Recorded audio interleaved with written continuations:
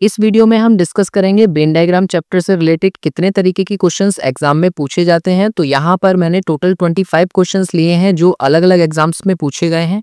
तो उन्हें हम सीखेंगे यहाँ पर कि किस तरह से सॉल्व किया जाता है और आपकी क्या अप्रोच होनी चाहिए उन्हें सॉल्व करने के लिए। तो सबसे पहले मैं आपको बता दूं, यहाँ पर टोटल 3 टाइप के क्वेश्चंस पूछे जाते हैं जिन्हें मैंने मिक्स करके यहाँ पर रखा है। जिसमें से देखिए क्वेश्चन नंबर फर्स्ट जो आपको दिया हुआ है उसमें कहा है कि आप ये बताओ उस वेन आरेख का चयन कीजिए जो निम्नलिखित वर्गों के बीच संबंध को सर्वोत्तम रूप से दर्शाता है। मतलब आपको करना क्या होगा, यहाँ पर आपको 3 वर्ड्स या 4 वर्ड्स दिए हुए होते हैं और आपको बताना होता है कि उसके लिए आप किस तरह का वेन डायग्राम बनाएंगे। अब देखो इसके लिए कौन सा ऑप्शन हमारा सही होगा। तो इसमें देखिए कुछ बेटे जो होंगे वो पिता बन चुके होंगे और कुछ पिता भाई होंगे और कुछ भाई जो होंगे वो बेटे होंगे। तो इस तरह से हम देखेंगे कि इसमें सम का रिलेशन आएगा। तो इस तरह का हमें कौन सा डायग्राम दिख रहा है, बी ऑप्शन। तो इसका बी ऑप्शन जो है वो करेक्ट आंसर है। क्वेश्चन नंबर 2 देखिए, यहाँ पर दिया हुआ है कि कर्मचारी, पुरुष और इंजीनियर के लिए आप किस तरह का डायग्राम बनाएंगे। तो देखो इसमें भी क्या होगा, ये जो है ना, कुछ कर्मचारी पुरुष होंगे कुछ महिलाएं होंगी, ऐसे ही कुछ इंजीनियर पुरुष होंगे कुछ महिलाएं होंगी और कुछ कर्मचारी इंजीनियर होंगे। तो यहाँ पर भी क्या बनेगा, आपका सम का रिलेशन बनेगा।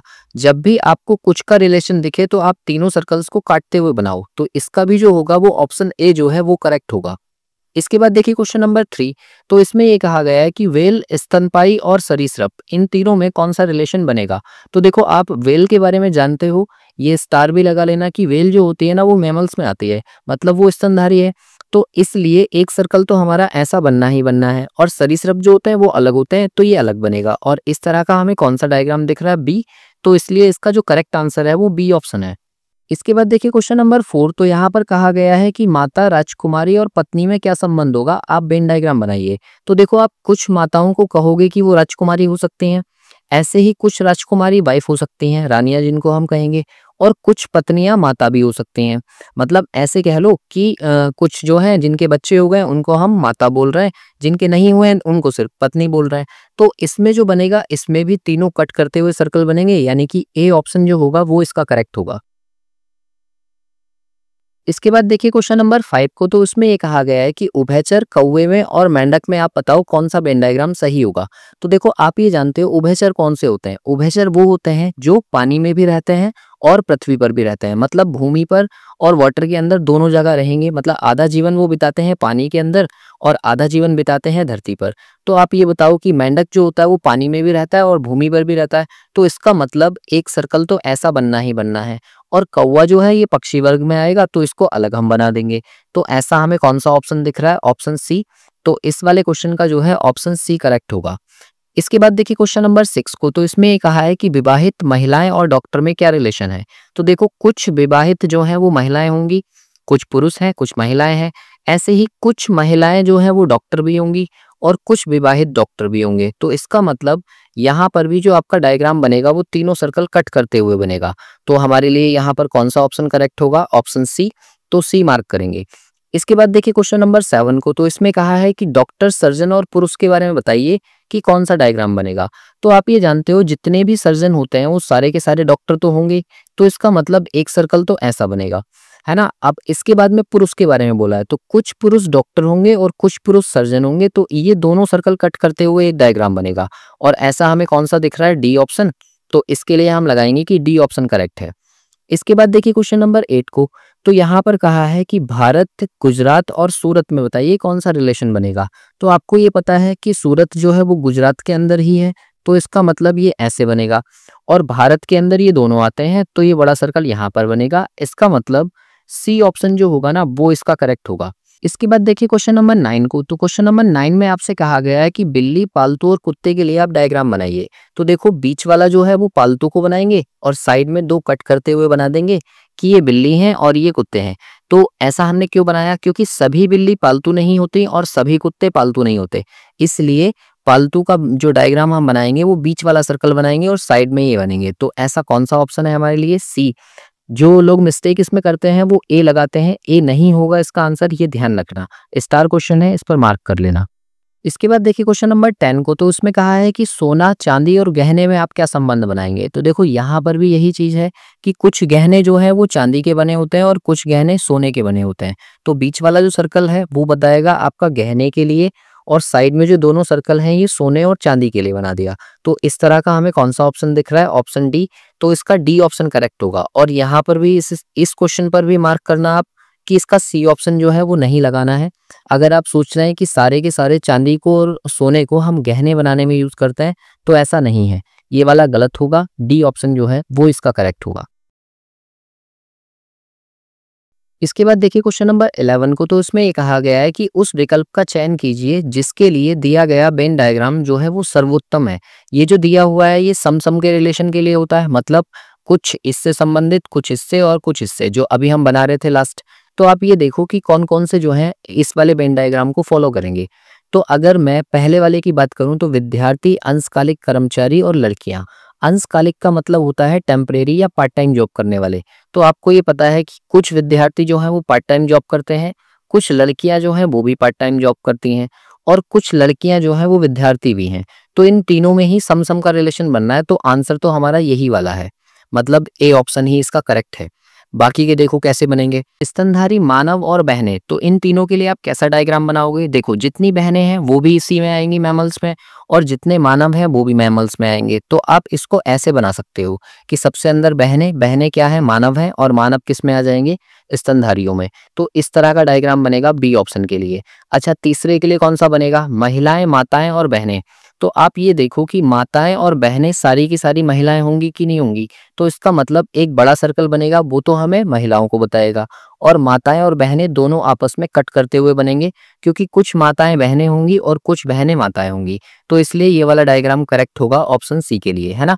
और डी के लिए हम कैसा बनाएंगे? अभियंता, निरक्षर और शहरी निवासी। तो देखो अभियंता और निरक्षर ये जो है दोनों के दोनों शहरी निवासी हो सकते हैं, लेकिन सारे नहीं हो सकते। और ये भी ध्यान रखना कि अभियंता जो है वो निरक्षर नहीं हो सकता। तो इसका मतलब इसके लिए अगर आप बनाओगे तो इस तरह का डायग्राम बनेगा। बीच वाला जो है ये शहरी निवासी को दिखाएगा, और निरक्षर इधर हो गए और अभियंता इधर हो गए, क्योंकि कोई भी अभियंता जो है ना वो निरक्षर नहीं हो सकता। इसलिए पहले और तीसरे में कोई रिलेशन नहीं बनेगा। फिलहाल इस क्वेश्चन का जो सही आंसर था वो ऑप्शन ए था। ऑप्शन ए के लिए ये वेन डायग्राम जो है बिल्कुल सही है। इसके बाद देखिए क्वेश्चन नंबर 12 को, तो क्वेश्चन नंबर 12 में भी एक डायग्राम आपको दिया हुआ है, और आपको बताना है कि इन चारों में से कौन सा ऑप्शन जो है वो करेक्ट होगा, जिसके लिए ये वेन डायग्राम हमने बनाया है। तो आप ये देखो, पहले वाले में अगर हम देखें तो मांस भक्षी दिया है। मांस भक्षी कौन होता है? मांस खाने वाला। तो शेर जो है वो मांस ही खाता है, और खरगोश जो होता है वो शाकाहारी होता है। तो इसका मतलब जो बड़ा सर्कल बनेगा वो मांसभक्षी का बनेगा, और उसके अंदर शेर बनेगा, और साइड में बनेगा खरगोश। तो देखो इसके लिए यही वाला डायग्राम है। इसका मतलब इसका जो करेक्ट आंसर है वो तो ऑप्शन ए ही है। तो अब हम देख लेते हैं कि बाकी के जो ऑप्शंस आपको दिए हुए हैं इनके लिए वेन डायग्राम आप कैसा बनाएंगे। तो देखो पहला दिया है कवि, राजनेता और अभियंता। तो आपको पता है कि कुछ कवि राजनेता हो सकते हैं, और कुछ राजनेता अभियंता हो सकते हैं, और कुछ कवि जो हैं वो अभियंता हो सकते हैं। तो इसका मतलब इसके लिए जो डायग्राम बनेगा ना वो तीनों सर्कल आपस में कट करते हुए बनेगा। ऐसे ही देखो सी के लिए हम कौन सा बनाएंगे? धर्म, मंदिर और मस्जिद। तो आप जानते हो कि मंदिर और मस्जिद दोनों धर्म से संबंधित हैं। तो जो सबसे बड़ा सर्कल बनेगा वो धर्म के लिए बनेगा, और उसके अंदर दो सर्कल जो बनाए हैं ये मंदिर और मस्जिद को दर्शाएंगे। इसके बाद देखिए डी ऑप्शन, तो इसका कैसा डायग्राम बनेगा? यहाँ पर महिलाएं कहाँ है, ड्राइवर कहाँ है, आर्किटेक्ट कहाँ है। तो आप ये जानते हैं कि कुछ महिलाएं जो है वो ड्राइवर हो सकती हैं, और कुछ ड्राइवर आर्किटेक्ट हो सकते हैं, और कुछ आर्किटेक्ट महिलाएं हो सकती हैं। तो इसका जो तीनों को कट करता हुआ डायग्राम होगा वो बनेगा। मैं इनके ऑप्शंस आपको अलग अलग क्यों समझा रहा हूँ कि इसका ऐसा बनेगा, इसका ऐसा बनेगा, बिकॉज ऑफ अगर ये इनकेस अलग अलग आ जाए, जैसे मान लो सिर्फ इतना ही आ जाए कि कवि, राजनेता और अभियंता के लिए आप बनाइए किस तरह का डायग्राम बनाएंगे, तो आप वहां से डायग्राम ड्रॉ करना आपको आना चाहिए। इसलिए मैं आपको ये सिखा रहा हूँ। फिलहाल इसका जो आंसर हो जाएगा वो ए ऑप्शन करेक्ट होगा, जो कि मांसभक्षी शेर और खरगोश है। इसके बाद देखिए क्वेश्चन नंबर 13 को, तो क्वेश्चन नंबर 13 में आपसे ये कहा गया है कि किसी परीक्षा में 24% छात्र जो है वो गणित में अनुत्तीर्ण हुए, और 28% छात्र जो हैं वो हिंदी में अनुत्तीर्ण हुए, और 8% छात्र जो हैं वो दोनों विषयों में अनुत्तीर्ण हुए हैं। तो आपको बताना है कि यदि कुल 126 छात्राओं ने परीक्षा उत्तीर्ण की है, बाकी के अनुत्तीर्ण लिखा है और यहाँ पर उत्तीर्ण लिखा है, तो आपको बताना है कि कक्षा में कुल कितने छात्र थे। तो देखो दो विषय है ना, तो हमेशा जब भी दो विषय की बात हो ना तो आप दो सर्कल ऐसे कट करते हुए बना लो। एक सर्कल मैंने ये बना लिया, दूसरा सर्कल मैंने ये बना लिया। अब इसमें हमें एक को तो हम ये कह रहे हैं कि ये वाला जो सर्कल है ये मैथ को रिप्रेजेंट कर रहा है और दूसरा वाला जो सर्कल है वो हिंदी को रिप्रेजेंट कर रहा है। तो दो विषय हमारे पास ये हो गए। अब देखो इसके बाद में हम वैल्यूज भरते हैं। यहाँ पर ये कहा गया है कि 8% जो लोग हैं ना, 8% जो विद्यार्थी हैं वो दोनों में फेल हुए हैं। तो इसका मतलब मैं ये बीच वाले भाग में ना 8% लिख लेता हूँ और फिर उसके बाद में गणित वाले में कितने हैं 24%। तो आप ये देखो कि इस पूरे सर्कल के अंदर यहाँ से लेके यहाँ तक 24 आना चाहिए था। तो 8 तो ऑलरेडी लिखा हुआ है, ये भी तो इस सर्कल के अंदर ही आ रहा है ना। तो अगर 8 ही पहले से लिखा हुआ है तो कितना बचा 16। तो मैं यहाँ साइड में 16 लिख दूंगा। अब देखो ये मैथ वाले सर्कल में ना टोटल 24 आ गए। अब इसके बाद देखो कि 28% जो है वो हिंदी में अनुत्तीर्ण है। तो आप ये देखो कि ये वाला जो दूसरा वाला सर्कल है ये पूरा का पूरा हिंदी को रिप्रेजेंट कर रहा है इतना बड़ा, और इसमें मैं ऑलरेडी यहाँ पर 8 लिख चुका हूँ। तो अगर मुझे 28 पूरा करना है तो इधर साइड में कितना बचेगा 20%। अब आप ये देखो कि ये जो दोनों डायग्राम हमने बनाए हैं ये फेल के लिए बनाए हैं, जो कि हिंदी और मैथ में फेल है। तो अगर मैं टोटल फेल की बात करूं कि कितने प्रतिशत फेल हुए हैं, तो फेल के लिए इन सबको ऐड कर लो। 16 और 8 24 और 24 और 20 हमने जोड़ दिए तो ये टोटल हो गए 44%। मतलब ऐसा होगा कि पूरी कक्षा में से 44% विद्यार्थी जो है ना वो फेल हुए हैं। तो पास कितने हुए होंगे? तो अगर हम पास की बात करें तो 100% में से इसको माइनस कर देंगे तो 56% बचेगा। और यही 56% कितने के बराबर है? हमसे कहा है कि यदि कुल 126 छात्रों ने परीक्षा को जो है वो उत्तीर्ण की है तो ये 126 के बराबर आपको करना है। और आप यहाँ से देखो कि 56% की वैल्यू अगर आपको 126 दी है तो क्या आप यहाँ से 100% की वैल्यू निकाल सकते हो? बिल्कुल। 126 को हम डिवाइड कर देंगे 56 से और मल्टीप्लाई कर देंगे 100 से, तो यहाँ से हमारे टोटल आ जाएंगे। अब ये देखो 14 से कट जाएगा, 14 चौका 56 और 14 नीमा 126, और फिर इसको 4 से काट दो तो ये कट जाएगा 25 बार, और 25 नीमा होते हैं 225। तो कुल मिलाकर हमारे पास इसका जो करेक्ट आंसर है वो क्या है? बी, यानी कि 225। तो हम ये कहेंगे कि कक्षा में कुल 225 छात्र थे।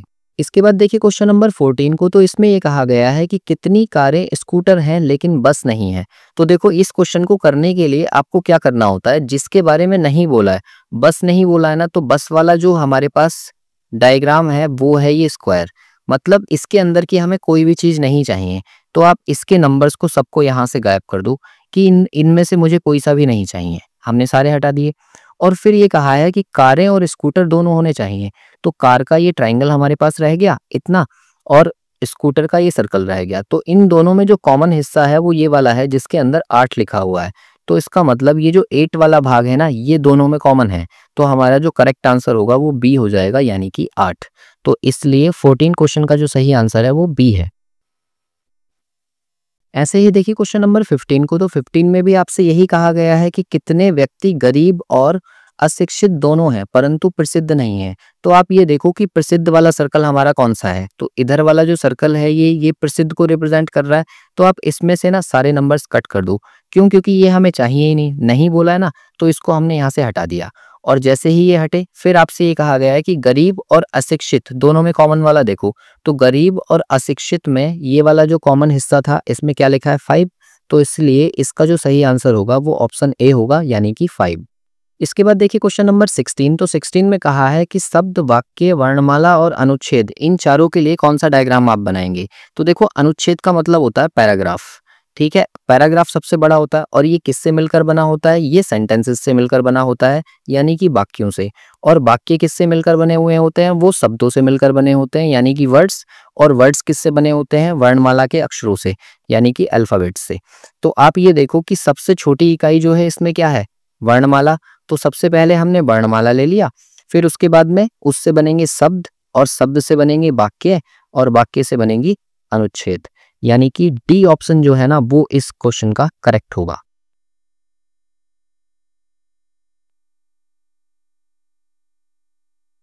इसके बाद देखिए क्वेश्चन नंबर 17 को, तो इसमें ये कहा गया है कि 50 व्यक्तियों के एक समूह में 35 व्यक्ति हिंदी बोलते हैं और 25 अंग्रेजी और हिंदी दोनों बोलते हैं, और सभी व्यक्ति दोनों भाषाओं में से कम एक भाषा जरूर बोलते हैं। तो आप बताओ कि कितने व्यक्ति जो हैं वो अंग्रेजी बोलते हैं। तो आप एक बात सोचो, इसके लिए मैं 2 सर्कल बना लेता हूं इस तरह से कट करते हुए। एक को हमने बोल दिया कि ये हिंदी को रिप्रेजेंट कर रहा है और दूसरा वाला जो है वो इंग्लिश को रिप्रेजेंट कर रहा है। अब आप ये देखो कि यहाँ पर हम वैल्यूज कैसे भरेंगे। इसमें ये कहा गया है कि 35 जो है वो हिंदी बोलते हैं और 25 जो है ना वो दोनों भाषाएं बोलते हैं। अगर दोनों भाषाएं बोल रहे हैं तो जो बीच वाला भाग है ना उसमें हम 25 लिख लेंगे। और अब ये देखो कि ये जो हिंदी वाला सर्कल है पूरा का पूरा, इस पूरे सर्कल के अंदर मुझे कितनी वैल्यू भरनी है 35, क्योंकि 35 जो है वो हिंदी बोलते हैं। तो आप ये देखो कि यहाँ पर मुझे कितना लिखना होगा 10, तभी तो ये दोनों मिलकर 35 बनाएंगे। और फिर उसके बाद में क्या कहा गया है कि टोटल व्यक्ति मेरे पास है 50। तो आप एक बात बताओ कि 35 तो यहीं पर हो गए और ये 35 अगर मैं 50 में से माइनस कर दूं तो मुझे 15 मिलेंगे। यानी कि ये जो बचे हुए हैं ना ये 15 व्यक्ति ये वो हैं जो इंग्लिश बोलते होंगे। अब आपसे क्या पूछा गया है, आपसे पूछा गया है कि बताइए कितने व्यक्ति अंग्रेजी बोलते हैं। यहाँ पर आपसे केवल अंग्रेजी नहीं कहा गया। अगर ये कहता कि केवल अंग्रेजी कितने बोलते हैं तो आप कहते 15 इसका आंसर होगा, लेकिन आपसे कहा गया अंग्रेजी कितने बोलते हैं तो आप ये कहोगे कि 25 ये वाले हो गए जो कॉमन है और 15 ये वाले हो गए, इन दोनों को हम कर देंगे प्लस, यानी कि 40 इसका आंसर होगा जो कि ऑप्शन सी में दिया है और सी ही इसका करेक्ट आंसर है। इसके बाद देखिए क्वेश्चन नंबर 18 को, तो इसमें ये कहा गया है कि 60 व्यक्तियों के एक समूह में 42 जो है वो चाय पीते हैं और 35 चाय और कॉफी दोनों पीते हैं। ये भी क्वेश्चन उसी के जैसा हो गया। समूह के सभी व्यक्ति चाय या कॉफी दोनों में से कम एक ड्रिंक जरूर पीते हैं। तो आपको बताना है कि कितने व्यक्ति केवल केवल कॉफी पीते हैं। अब देखो यहाँ केवल वर्ड आ गया, इससे लास्ट क्वेश्चन में केवल वर्ड नहीं था। अब इसको हम कैसे सॉल्व करेंगे, देखो दो सर्कल हमने कट करते हुए बना लिए। एक साइड में हमने चाय लिख लिया टी और एक साइड में हमने कॉफी लिख लिया सी। ठीक है, अब यहाँ पर देखो कि 35 व्यक्ति जो है ना वो चाय और कॉफी दोनों पीते हैं, तो जो बीच वाला भाग है ना यहाँ पर मैं 35 लिख लूंगा, ये आ गया 35। अब देखो इसके बाद बोला है कि 42 जो है ना वो चाय पीते हैं, तो अगर ये 35 यहाँ ऑलरेडी लिखे हैं तो यहाँ पर मुझे 7 लिखना पड़ेगा, तभी इस पूरे सर्कल के अंदर जो है 42 आएंगे। ठीक है, अब यहाँ से मैंने 42 कंप्लीट कर लिए, टोटल मेरे पास कितने थे 60। तो आप ये देखो कि 60 में से अगर मैं 42 माइनस कर दूं तो यहाँ से मुझे 18 और मिलेंगे, इसका मतलब इधर साइड में कितना आएगा 18। अब हमसे पूछा क्या गया है केवल कॉफी पीने वाले कितने हैं, तो केवल कॉफी पीने वाले यही वाले हैं 18। इसका मतलब ऑप्शन ए जो होगा ना इस क्वेश्चन का वो करेक्ट होगा, यानी कि 18। इसके बाद देखो क्वेश्चन नंबर 19 को, तो उसमें कहा है कि किसी कस्बे की जनसंख्या 4000 है, 3000 लोग अंडा खाते हैं और 2000 लोग जो है वो मांस खाते हैं तथा 1500 लोग अंडा और मांस दोनों खाते हैं। तो इस कस्बे में शुद्ध शाकाहारी लोगों की संख्या आपको बतानी है। तो आप ये देखो कि यहाँ पर भी मुझे ये दिख रहा है साफ साफ कि दो चीजें हैं, एक तो अंडे की बात हो रही है और दूसरा मांस की बात हो रही है। तो आप क्या काम करो, दो सर्कल ड्रॉ कर लो, एक सर्कल मैंने ये ड्रॉ कर लिया, दूसरा ये हो गया। अब देखो यहाँ पर हमें वैल्यूज भरनी है। आप यहाँ से स्टार्ट करो कि 1500 लोग जो है ना वो अंडा और मांस दोनों खाते हैं, तो इसका मतलब ये है कि ये जो बीच वाला भाग है यहाँ पर मुझे 1500 लिखना है, क्योंकि ये दोनों खाने वाले हैं। क्योंकि एक को मैंने दिखाया है अंडे से, ये अंडे के लिए है और दूसरा वाला जो है ये मांस के लिए है। ठीक है, अब यहाँ से आगे देखो, इसमें कहा है कि 3000 लोग जो है ना वो अंडे खाते हैं। अब 1500 मैं ऑलरेडी यहाँ पर लिख चुका हूँ, तो मुझे 1500 यहाँ पर लिखना पड़ेगा, तभी जो मेरा ये सर्कल है जिसे मैंने अंडे से रिप्रेजेंट किया है ये इस टोटल इसके अंदर कितना आ पाएगा 3000 आ पाएगा। तो इसलिए मैंने 1500 इधर लिख लिया। और 2000 लोग जो हैं वो क्या खाते हैं, मांस खाते हैं। तो आप ये देखो कि इधर मांस वाला सर्कल है, 1500 ऑलरेडी यहाँ लिखा हुआ है, तो यानी कि मुझे यहाँ पर 500 लिखना पड़ेगा, तभी तो ये टोटल मिलाकर इस वाले सर्कल के अंदर 2000 आएगा। तो आप ये देखो कि मांसाहारी लोग टोटल हैं कितने, तो 1500 और प्लस 1500 और प्लस 500, ये टोटल मिलाकर जितने बन रहे हैं 3500, ये सारे के सारे जो हैं मांसाहारी हैं। और टोटल जनसंख्या हमारे पास कितनी है 4000 की। तो आप क्या काम करोगे, 4000 में से माइनस कर दो 3500 को, तो बचेंगे कितने 500। ये 500 लोग वो हैं जो शाकाहारी हैं, तो इसका मतलब इसका ए ऑप्शन जो है ना वो करेक्ट होगा कि 500 लोग उस कस्बे में शाकाहारी हैं।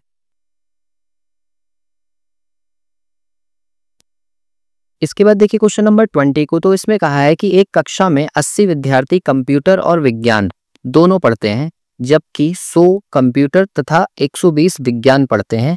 तो कितने विद्यार्थी ऐसे हैं जो केवल विज्ञान पढ़ते हैं। तो आप ये देखो कि अगर मैं दो सर्कल यहाँ पर कट करते हुए ड्रॉ कर लूँ, एक को कहूँ कि ये कंप्यूटर के लिए है और दूसरे को कहूँ ये साइंस के लिए है, यानी कि विज्ञान के लिए है। तो आप ये देखो कि 80 जो है ना वो दोनों कर रहे हैं, तो इसका मतलब मैं 80 बीच में लिख दूंगा यहाँ पर कि ये दोनों वाले हैं। और फिर उसके बाद में कहा है कि 100 जो है वो कंप्यूटर पढ़ते हैं, तो कंप्यूटर वाले सर्कल के अंदर टोटल 100 आना चाहिए, जबकि मैं 80 यहाँ पर ऑलरेडी लिख चुका हूँ, तो इधर कितना बचेगा 20, तो 20 हमने यहाँ लिख लिया। फिर उसके बाद में 120 कहा है कि विज्ञान पढ़ते हैं, तो साइंस के ऑलरेडी 80 यहाँ पर मैं लिख चुका हूँ, तो मुझे 40 इधर लिखना पड़ेगा, तभी तो इस पूरे सर्कल के अंदर 120 आएगा इन दोनों को ऐड करने के बाद।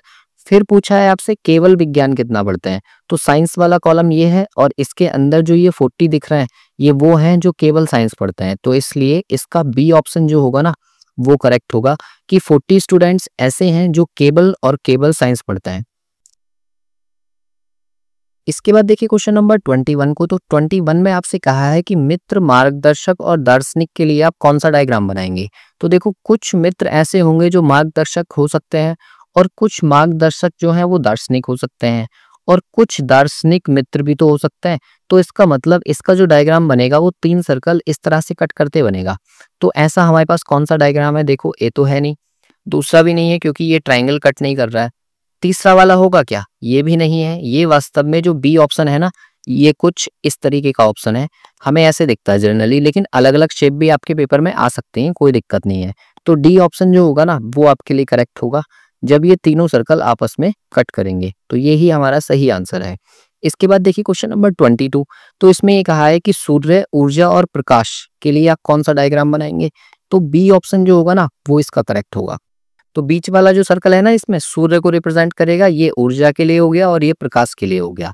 मतलब कुछ ऊर्जा हमें सूर्य से मिलती है और कुछ प्रकाश भी जो है हमें सूर्य से मिलता है, बाकी के लिए हमारे पास और बहुत सारे ऑप्शन हैं। ठीक है, इसके बाद देखिए क्वेश्चन नंबर 23 को, तो 23 में कहा है कि घोड़े, स्तनधारी और जानवर के बारे में आप बताइए कि कैसा डायग्राम आप बनाएंगे। तो देखो जितने भी घोड़े हैं वो सारे के सारे स्तनधारी तो होंगे, तो इसका मतलब एक सर्कल तो हमारा ऐसे बनना ही बनना है। और फिर उसके बाद में जानवर, तो जानवर ये कैसा बनने वाला है, देखो यहाँ से अगर आप ऑप्शन एलिमिनेट करते हो तो देखो बी ऑप्शन तो नहीं होगा, क्योंकि यहाँ पर अगर ये वाला शेप हमने यहाँ देख लिया तो ये जानवर अलग तो होगा नहीं। अच्छा ये भी नहीं हो सकता, क्यों नहीं हो सकता, क्योंकि इसमें कुछ घोड़े जो हैं वो स्तनपायी नहीं होंगे, ऐसा होगा, तो ये भी गलत है। अब इन दोनों में देखो कि कौन सा वाला आंसर हमारा बिल्कुल सही होगा। अगर मैं पहले वाले को बनाता हूं तो पहले वाले के अकॉर्डिंग देखो ये तो हमने बनाया ही था, सबसे अंदर हमने बना दिया किसको, घोड़े को, और घोड़े जितने भी होंगे वो सारे के सारे जानवर तो होंगे ही यार, है ना। और फिर उसके बाद में ये सारे के सारे जानवर जो हैं वो स्तनधारी भी होंगे। बस ये वाली जो चीज़ है ना ये आपकी मिस्टेक करेगी कि सारे जानवर जो है ना वो स्तनधारी नहीं होते, तो इसका मतलब ए ऑप्शन में एलिमिनेट कर दूंगा यहाँ से, सी ऑप्शन जो होगा ना वो इसका करेक्ट लगाएंगे हम।